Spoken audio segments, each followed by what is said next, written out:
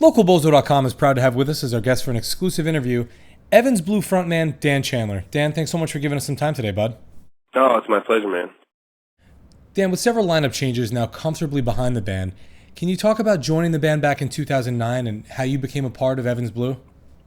Sure, yeah, man.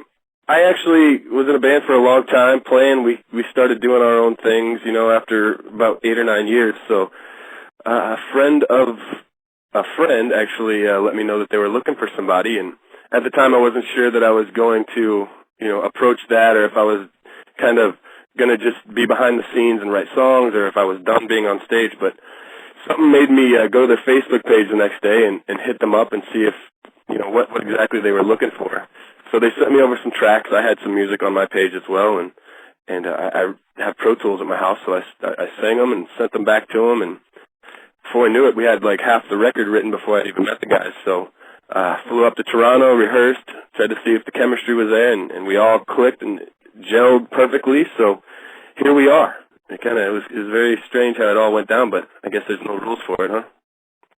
No, certainly not. I mean, bands seemingly change up their lineups every so often for one reason or another. But to change the lead vocals is really overhauling the sound of a band. How much pressure did you place on yourself to perform, and what was the biggest challenge for you to step into the spotlight with Evans Blue? Well, yeah, it's definitely it's a task. I really tried not to look at it too hard, because I think if I would have dissected it so much, it probably would have frightened me a little bit. But like I said, I'm not new to music. I'm not just off the street. I'd been playing for a long time. I paid a lot of dues, so I felt like stepping into this would definitely be a change, and I'd hoped for the best as far as the fans embracing the change, and you always, you lose your singer, you're definitely changing your sound quite a bit. So, but at the end of things, it seems like everybody continues to show up, man. The fans are getting bigger, and the crowds they're still there. They're singing the songs.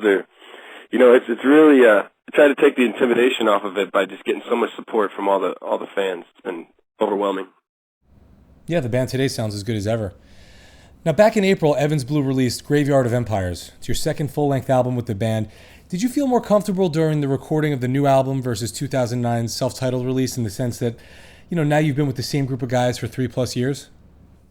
Yeah, I mean, it was such a different situation. Like I said, I mean, that last record was written before we really knew each other very well, and we didn't really all. And since we didn't know each other well, we didn't know the direction exactly everything was going to go. So you have to have a starting point. So we just did that, man. We wrote the best songs that we felt were going through our minds at the time. And this time around, obviously, almost 4 years into it with the guys and touring with them and, becoming like brothers with these guys, it's definitely been very helpful for all of us to see where all our heads are at. And we've all grown, together. So I think that's the result of this record, is just everybody was just in the same place and wanted to go in the same direction. Evans Blue as a band has been featured all over satellite radio pretty much since their inception. But with a dearth of outlets to get music out to listeners and to reach an audience, what's been the hardest part for your band just in getting noticed? I think it's the same struggle with anybody. I mean, or with any band, independent band, or even national band with a national label. It's just getting the exposure through radio in the cities you want to tour, or just hitting the cities as often as you can if you don't get as much radio support. You got to get people to know who you are, so the social networks have been really helpful. I think for any band in this age, it's extremely key to stay in touch with your fans and let them know that they're just as much a part of everything you're doing as every one of us in the band are.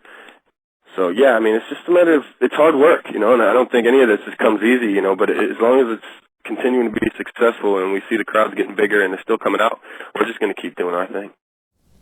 Awesome. And speaking of doing your thing, on Wednesday, July 25th, Evans Blue returns to New York City for a show at Webster Hall. Talk about what it's like to play here in Manhattan, and what are you most looking forward to in returning to the Big Apple? Well, we love New York City. I mean, we go out there and do press a lot, and obviously we played last year at Webster Hall, and we had an awesome time. I mean, we had a lot of the people from Sirius came out. Kayla was there, and it's always just cool to meet new people. And you go out there, it's like a completely different culture from what we're used to necessarily. Getting down in New York City, it's pretty intense. It's really awesome. We're looking forward to it. Now, the band currently has dates slated through around the middle of August. Where will the rest of 2012 take Evans Blue? Well, the goal is to cover the U.S. I mean, we're going to come home for a couple weeks at the end of August and head back out in September, and I believe we're going to cover the West Coast and the Midwest as well.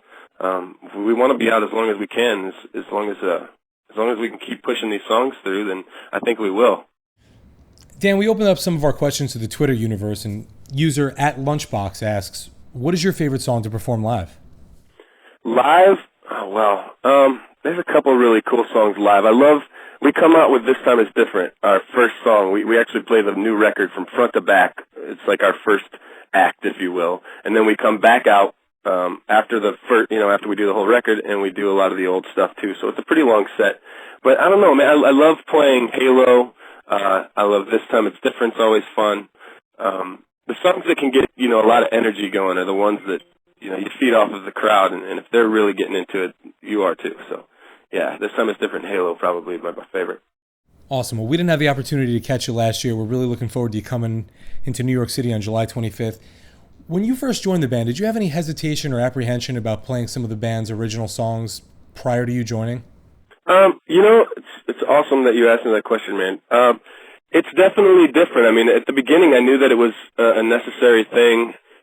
People are going to want to hear those songs, and I'm a fan of those songs as well. I want to do those songs as much justice as possible. I'm playing with the band that wrote the songs. Obviously, it's like a cover for me, but I get to play with the guys who wrote them. So it's really cool, and I'm really honored to be able to do that. But it's definitely different. I mean, you get some people out there who just want to hear, they're fans of the newer Evans Blue, and then you get the ones who want to hear the old Evans Blue songs too. So we'll throw a few of the old ones in. I don't have a problem singing those songs.